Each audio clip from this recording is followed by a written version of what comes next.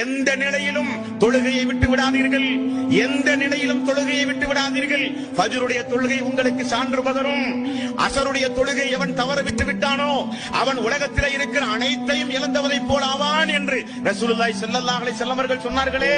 இறை இல்லங்களின் மூலம் ஒவ்வொரு நேரமும் ஒவ்வொரு வக்துக்கும் ஹய்யாலஸ் ஸலா தொழுகையின் பக்கம் வாருங்கள், ஹய்யாலல் ஃபலா வெற்றியின் பக்கம் வாருங்கள் என்று அழைப்பு காதில் விழுந்த பொழுது கூட ஜமாத்தோடு சேர்ந்து ஓடோடி வந்து தொழுது தீமைகள் எல்லாம் அழிக்கப்பட்டு பரிசுத்தவானாக மறுமை நாளில் இந்த துனியாவில் மரணிப்பதற்கு பகரமாக தொழுகையை புறக்கணித்து வாழ்ந்தானே அவனுக்கல்ல சொர்க்கம்.